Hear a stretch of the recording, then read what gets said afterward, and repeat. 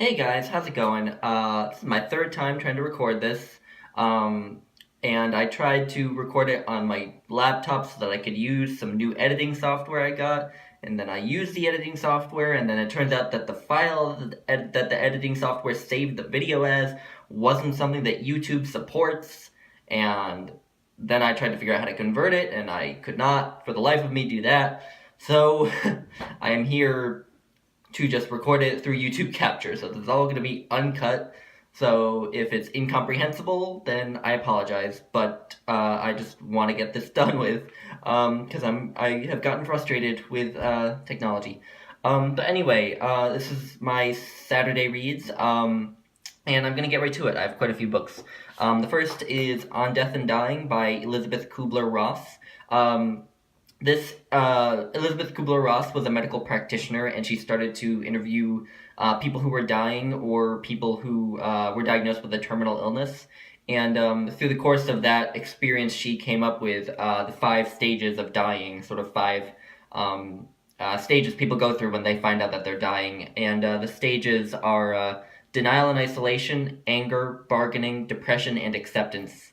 Um, and I bailed on this book because she just makes so many silly claims throughout this. Claims she makes with no evidence and no reason in my mind. No, there's no evidence for them. She doesn't present any evidence for them, and I don't see any evidence for them in the things she says or in my perceptions of the world.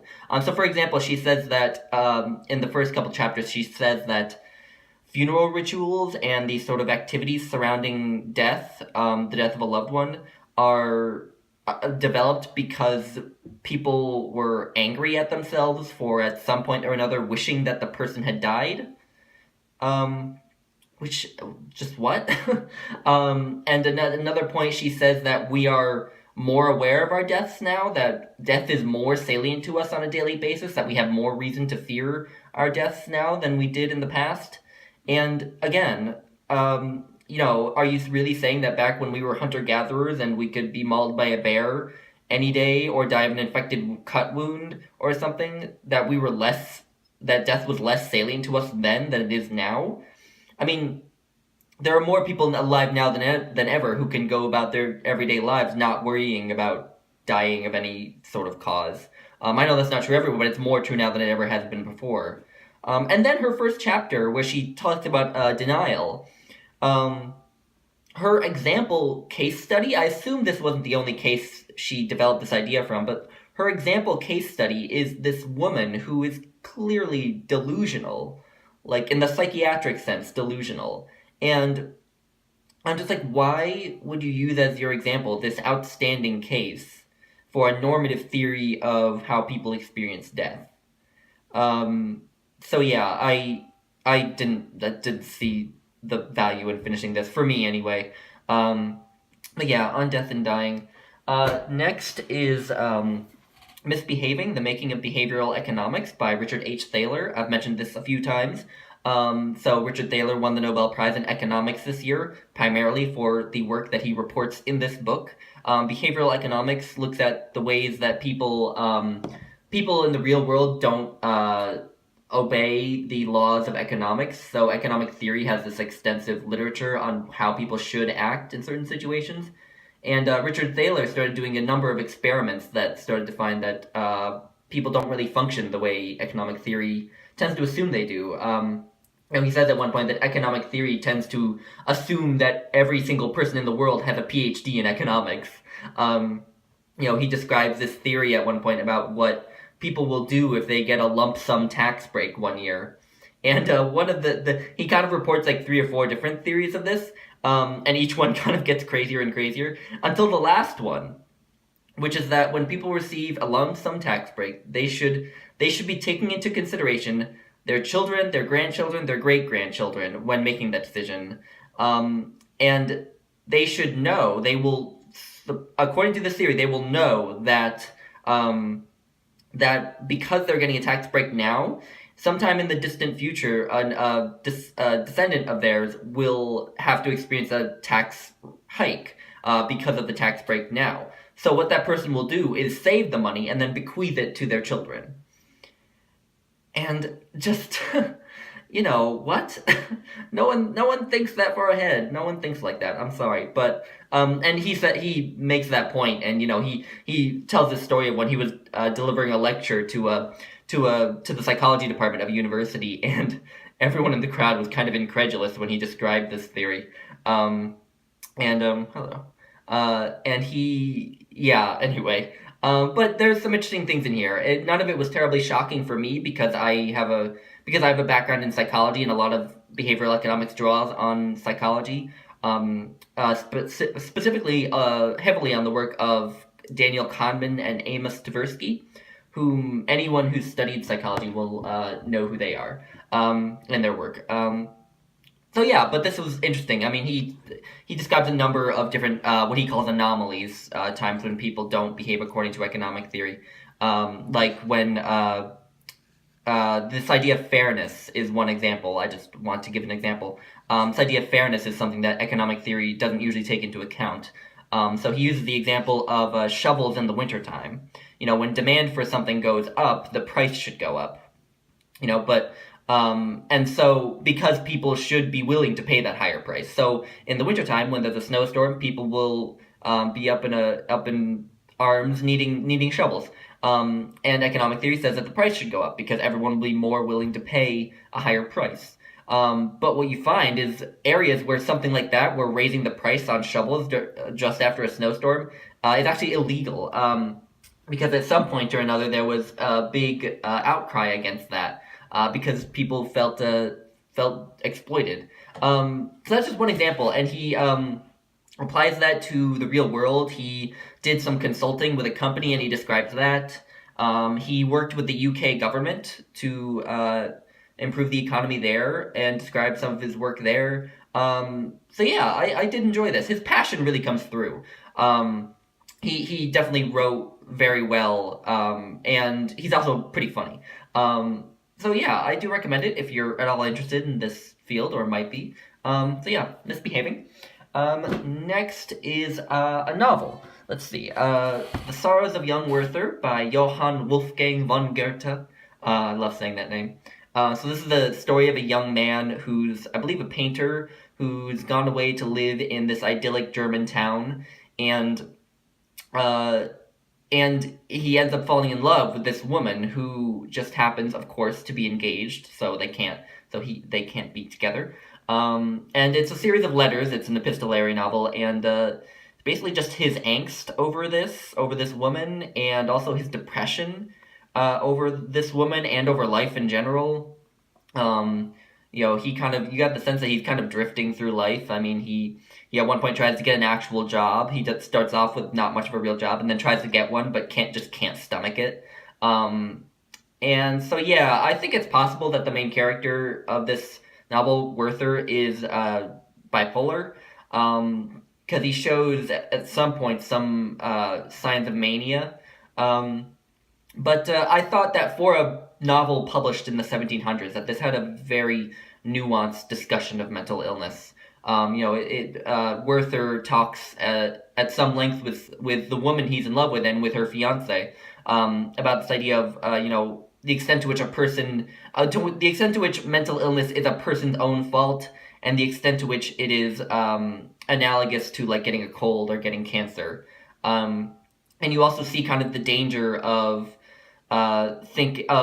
the belief that mental illness is all the person's fault, because when the person who thinks that gets mentally ill, then they only have themselves to blame, and that's never good for someone who's already experiencing depression. And yeah, lots of quotable lines in here. It does maybe get a bit repetitive with his grand expressions of his love for this woman, but not to the point where it spoiled the experience or anything. So yeah, Sorrows of Young Werther. Next is What by Samuel Beckett. So this is one of his another one of his absurd novels. It was published back in '64, I believe, and it's about this man, the eponymous main character, Watt, who starts a job at the household of a man named Knott, and basically Watt is trying to find out anything he can about Nott, and not being very successful, because Nott is kind of a recluse. And he has a way of reasoning through every single little thing he experiences, like ad absurdum.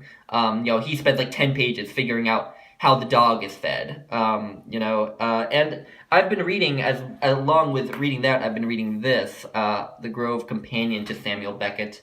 And there was something that they wrote in here that I am taking very seriously in my interpretation of what's going on in this novel. They write here, this novel is a metaphysical quest or parody thereof, whereby Watt, applying logic and reason in accordance with the Cartesian method, finds that rational attempts to understand his master through his accidents leads not to substantive knowledge but to the asylum. So I'm taking that interpretation seriously, and I guess it's kind of a spoiler that it says he gets to the asylum, but there you go. Yeah, it's interesting. Still not sure what to make of it. Much like his other novels, kind of baffling, but not as difficult as his other novels, as the trilogy. The sentences here are much shorter, or not necessarily shorter, but easier to follow. Much more straightforward prose, not as much stream of consciousness. So it is much easier reading than that, and yeah, I guess I'm enjoying it. I don't know. But yeah, what? Samuel Beckett. And then we have the Confessions of St Augustin, about that far in. This translation is by Edward Pusey, and it is gorgeous. It really captures the magic of the King James Bible, and I love the King James Bible, and I'm just loving the writing.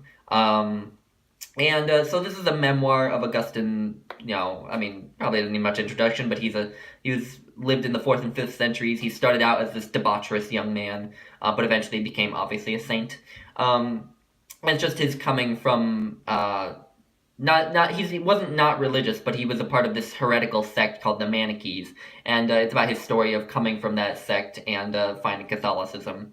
And right now he's in Rome and is sort of under the, not tutelage, but he's going to the sermons of St. Ambrose and sort of being, his interest is being piqued by Catholicism. Yeah.